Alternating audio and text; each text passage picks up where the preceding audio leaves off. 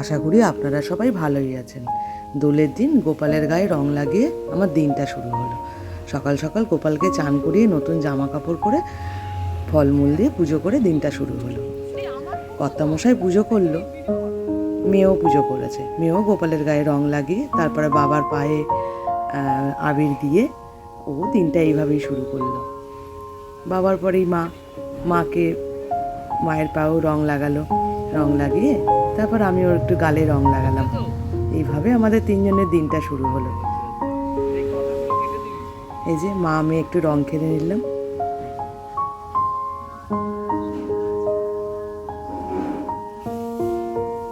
আর মেয়েকে একটু আদরও করে দিলাম।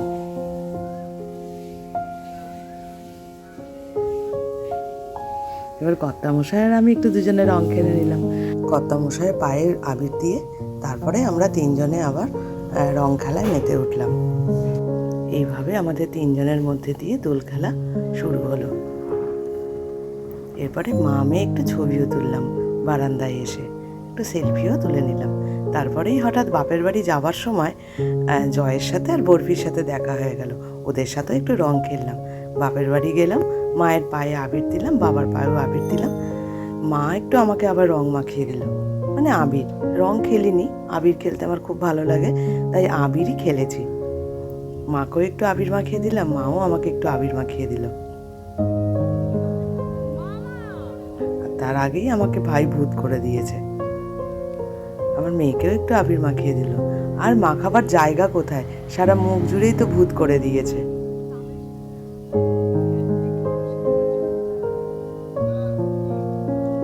আর মেয়েও আমার বাবার সঙ্গে একটু আবির খেলে নিল।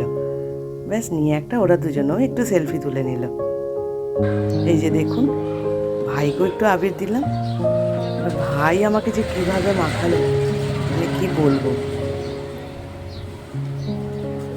এবার ও মাখাচ্ছে দেখুন কেমন করে, সারা মুখ ভূত করে। যত আবির ছিল সব সারা মুখটায় লাগিয়ে দিয়েছে। ওরে বাবারে, কি অবস্থা। এটা আমার ভাই, যে সবসময় বলে হ্যাঁ হ্যাঁ খেয়েই যা, কিছু অসুবিধা নেই। এইভাবে রং মাখালে, এইভাবে। এবার মেয়ের পালা, মেয়েকে এইভাবে মাখাচ্ছে।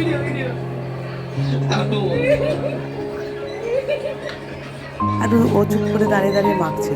ওরা আবার রং মাখতে প্রত্যেক বছর এইভাবে মামা আর ভাগ্নি এইভাবে খেলে।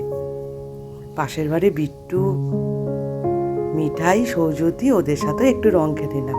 এই যে আলো কাকিমা, ও ছিল এখানে, তাই ওদের সাথে একটু রং খেলে নিলাম।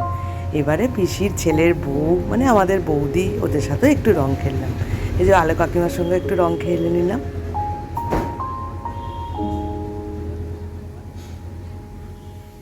আর এই কাকিমার সাথে একটু রং খেললাম। বিট্টু না সারা জীবন দেখেছি ও রং খেলতে পছন্দ করে না, আর রং মাখালেই কাঁদে। এবছর প্রথম ও রং খেললো।